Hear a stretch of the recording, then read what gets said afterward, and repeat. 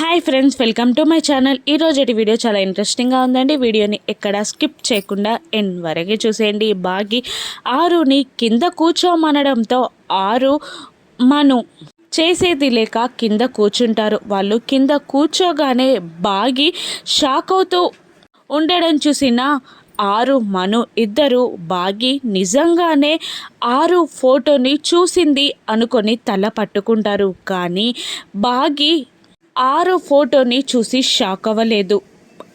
ఆరు మను కింద కూర్చునేటప్పటికే గుప్తా గారు వచ్చి తోటమాలి వేషంలో ఆరు ఫోటో బాగీకి కనబడకుండా అడ్డుగా నిలబడతాడు. ఇక నిర్మలమ్మ గారు గుప్తా గారి పైన కోపంతో చెలరగిపోతూ ఉంటుంది. ఇన్నాళ్ళు ఎక్కడికి వెళ్ళావు, చెప్పకుండా చేయకుండా వెళ్ళిపోవడమేనా అని అడుగుతూ ఉండగా చిన్న పనిపడి వెళ్ళాను, ఇక చచ్చిపోయిన మొక్కలని పైకి తీసుకెళ్ళడానికి వెళ్ళాను అని అంటుండగా ఎక్కడికి అని పిల్లలు అడుగుతూ ఉంటారు. పైకి, మీకు చెప్పలేనంత పైకి అని అంటుండగా బాగి పిల్లలు అమర్ వాళ్ళ అమ్మా నాన్నలు అందరూ పైకి చూస్తారు. ఇక చెప్పిన మాట మీకు అర్థం కాదు, కానీ మీ పని మీరు చేసుకోండి, నేను ఇక్కడ నుండి వెళ్తాను అని గుప్తా గారు అంటుండగా ఇంకొకసారి ఇలా చెప్పకుండా వెళ్తే మాత్రం ఇంకొకసారి పనిలోకి తీసుకునే మాటే ఉండదు అని నిర్మలమ్మ గారు గుప్తా గారిని తిడుతూ ఉంటుంది. ఇక ఆరు, మీరు మాటలు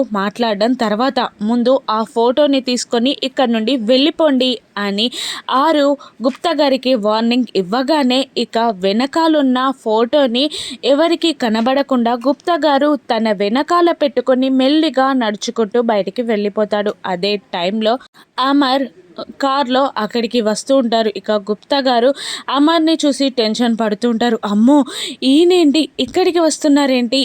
ఆయనకి భార్య అంటే అమితమైన ప్రేమ. నా చేతుల్లో కానీ ఆయన ఫోటో ఉందని తెలియాలి, తన భార్య ఫోటోకి ఏమైనా కావాలి, ఇక నాపైన యుద్ధం ప్రకటిస్తాడు ఈ మానవుడు అని అనుకుంటూ అక్కడి నుండి తప్పించుకోవడానికి ట్రై చేస్తూ అక్కడే ఉన్న పిల్లర్కి ఆరు ఫోటోను పెట్టి ఆరు ఫోటో అమర్కి కనబడకుండా గుప్తా గారు ఆ ఆరు ఫోటోకి అడ్డుగా నిలబడతాడు. ఇక అమర్ ఒక్క నిమిషం గుప్తా గారితో మాట్లాడి ఎప్పుడొచ్చావు అని కనుక్కొని జాగ్రత్తగా ఉండమని చెప్పి లోపలికి వెళ్ళిపోతాడు. ఇక అమర్ వెళ్ళిపోగానే ఆ ఫోటోని ముందుకి పట్టుకొని ఊపిరి పీల్చుకుంటారు గుప్తా గారు. కానీ అప్పటికే రాథోడ్ గుప్తా గారి ముందు కోపంగా నిలబడుతుంటాడు.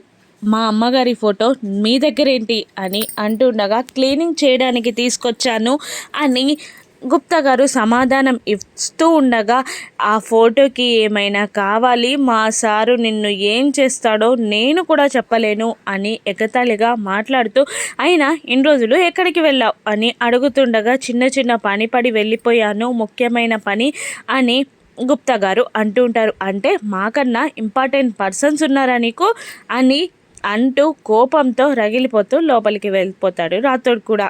అమ్మయ్య, చావు నుండి బయటపడ్డట్టు అనిపించింది నాకు అని అంటూ ఆరు ఫోటోని తీసుకొని గుప్తా గారు అక్కడి నుండి వెళ్ళిపోతారు. ఇక బాగి రూమ్లో నుండి పూలున్న ప్లేట్ని పట్టుకొని వస్తుండగా అమర్ చూసుకోకుండా బాగిని గుద్దేస్తాడు. దాంతో బాగి కింద పడిపోతూ తన చేతిలో ఉన్న పూల ప్లేట్ని పైకి విసిరేయగానే అమర్ బాగి కింద పడకుండా బాగి చేయిని గట్టిగా పట్టుకుంటాడు. ఆ క్రమంలో ఆ పూలన్నీ ఎగిరి ఆ జంటపై పూల వర్షం కురిపిస్తున్నట్టు పడతాయి. ఇక కింద పడిపోతున్న బాగిని గట్టిగా లాగి బ్యాలెన్స్ చేయడానికి ట్రై చేస్తుండగా బాగి వెళ్ళి అమర్ పైన పడిపోతుంది. అలా వాళ్ళిద్దరు చూపులు కలుస్తాయి, మళ్ళీ ఒకరినొకరు టచ్ చేసుకుంటారు. ఇక అది చూసి ఆరు మను ఇద్దరు కోపంతో రగిలిపోతూ ఉంటారు. బచ్చి అని ఆరు అనుకుంటూ ఉండగా మను మాత్రం కన్నార్పకుండా కోపంగా వాళ్ళని చూస్తూనే ఉంటుంది.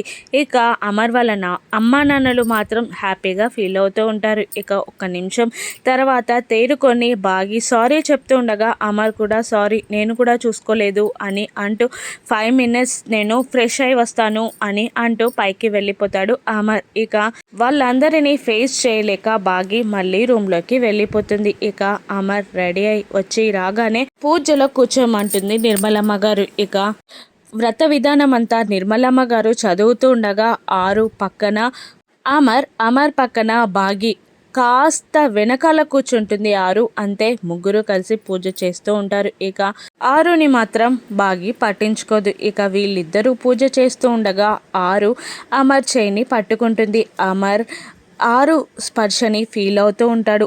ఆరు చెయ్యి తన మనసుకి తాకిందన్న ఫీలింగ్లో ఉంటాడు అమర్. ఇక పూజ పూర్తి అవగానే చక్కగా మంగళహారతి పాటని పాడుతూ ఉంటుంది బాగి. బాగి గొంతుకి ఆరు శృతి కలుపుతుంది. ఆ తర్వాత మంగళహారతి ఇస్తుంది బాగి.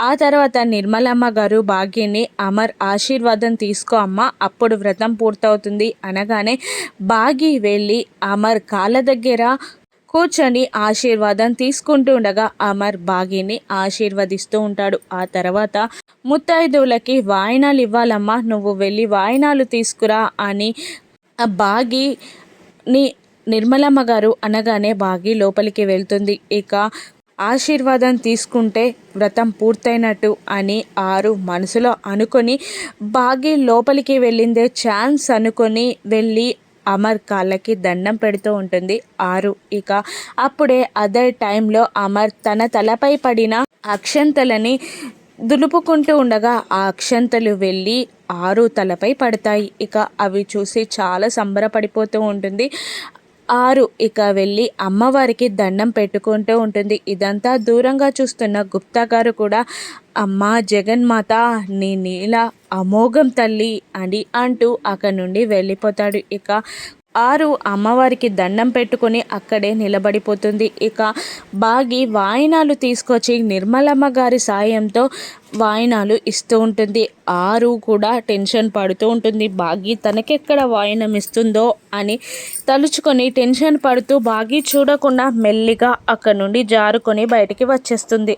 ఇక గుప్తా గారు కూడా మళ్ళీ మాయమైపోతారు. అమ్మా, ఈ బాలిక వల్ల నాకు శిరోభారం పెరిగిపోతుంది అని గుప్తా గారు అనుకుంటూ ఉండగానే ఇక ఆరు కన్నీళ్లతో వచ్చి అక్కడ కూర్చొని ఏడుస్తుంటుంది. ఏమైంది బాలిక అని అంటూ ఆరుని ఓదార్చడానికి ట్రై చేస్తూ ఉంటారు. ఇక నువ్వు చాలా అదృష్టవంతురాలివి బాలిక, అందుకే జగన్మాతే నీతో వ్రతం చేయించుకోవాలి అనుకుంది, నీతో వ్రతం చేయించుకుంది అని అంటూ ఇవి ఆనందంగా ఉండే సమయం కదా, మరి ఎందుకు అలా ఏడుస్తున్నావు అని గుప్తా గారు అడుగుతుండగా కన్నీళ్లతోనే ఆరు సమాధానం ఇస్తూ ఉంటుంది. ఈరోజు ఆయనని నేను తాకగలిగాను, నా స్పర్శని ఆయన ఫీల్ అయ్యారు. అంతేకాదు ఈ జగన్మాత వ్రతాన్ని చేసే అదృష్టం నాకు కలిగింది. కానీ చిన్నప్పటి నుండి నేను ఒంటరిగా పెరిగాను. సంతోషం వచ్చినా బాధ వచ్చినా కన్నీళ్ళే నాకు తోడయ్యేవి, అందుకే నా కళ్ళ నుండి నీళ్లు వస్తున్నాయి అని ఆరు సమాధానం ఇస్తుండగా నీకు చిన్నప్పటి నుండి చాలా కష్టాలు పెట్టాడు కదా దేవుడు, మళ్ళీ ఆ దేవుణ్ణి నువ్వెందుకు నమ్ముతున్నావు అని గుప్తా గారు అడగగానే ఇలా మళ్ళీ సమాధానం ఇస్తూ ఉంటుంది ఆరు.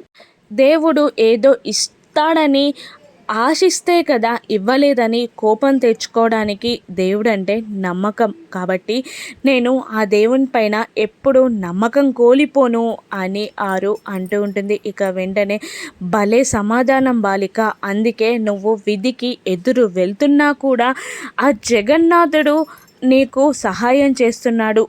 స్వయంగా జగన్మాతే నీతో వ్రతం చేయించుకుంది తల్లి, నువ్వు చాలా అదృష్టవంతురాలివి అని అంటూ ఉండగా ఇక మళ్ళీ ఆరు ఇలా అంటూ ఉంటుంది. మనుని నా ఇంటి నుండి గెంటేసి ఇక నా తల్లిదండ్రులు ఎవరో తెలుసుకున్న తర్వాత మీరు నరకానికి తీసుకెళ్ళినా స్వర్గానికి తీసుకెళ్ళినా సంతోషంగా మీ వెంట వస్తాను గుప్తా గారు అని ఆరు అంటుండగా నీ తల్లిదండ్రులు నీ కళ్ళతోటే ఉన్నారని నేను నీకు చెప్పలేకపోతున్నాను బాలిక అని గుప్తా గారు కూడా మనసులో అనుకుంటూ ఉంటారు. ఇక ఆరు తన తల్లిదండ్రులు ఎవరో ఎలా తెలుసుకొనుందో రాను ఎపిసోడ్స్లో చూద్దాం. Thank you for watching.